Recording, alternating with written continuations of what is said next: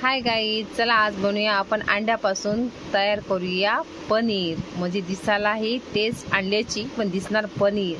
इथे मी छानपैकी वाफायला अंडे ठेवले आहेत 4. त्यानंतर मस्त लागते, तुम्ही करून बघा. 20 मिनिटच लागतात, खूप वेळ नाही. हे बघा, इथे छानपैकी अंडे तयार झाले आहेत माझे. त्यानंतर मी छान पीसेस करणार आहे, छोटे मोठे. दिसायला पनीर सारखे दिसतात, मुलंही आवडीने खातात. मुलांना वाटेल पनीरच आहे हे. त्याचे 1-2 पनीरचे तुकडे मोठे करा, छोटे करा,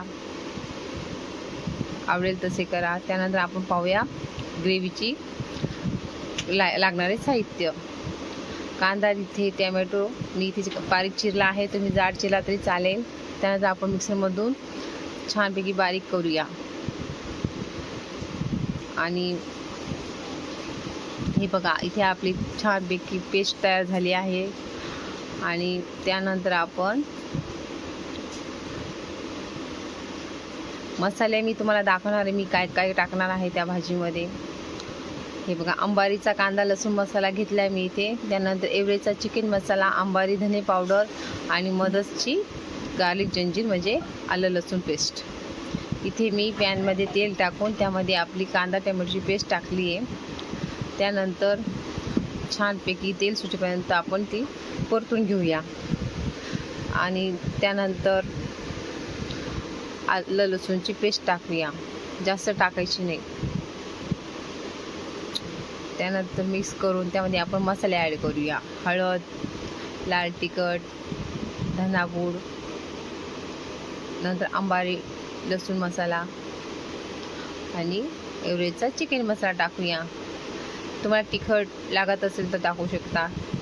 त्यानंतर मी काश्मीर लाल तिखट टाकणार आहे, त्यामुळे रंग आणि भाजीला तवंग चांगला येतो, दिसायलाही छान दिसते लाल लाल. त्यानंतर चवीनुसार मीठ. छानपैकी तेल सुटेपर्यंत आपण हलवून घेतले. त्यानंतर पाणी ॲड करूया. पातळ किंवा थोडी थिकच ठेवूया ग्रेव्ही. पण त्यानंतर आपण अंड्यापासून तयार केलेले पनीर टाकूया. छान उकळी येईल. आता दिसते की नाही पनीर? तुम्ही करून पहा, सोपी आहे. 20 मिनिटं लागतात. झटपट बनणारी रेसिपी आहे, काही नाही, कमी साहित्यात. त्यानंतर उकळी आली आहे, आपण कोथिंबीर टाकूया आणि छान सर्व करूया. परोठ्यासोबत, चपातीसोबत छान लागते, राईससोबत पण छान लागते. तुम्ही करून पहा नक्की ट्राय. आवडल्यास नक्की लाईक करा, शेअर करा.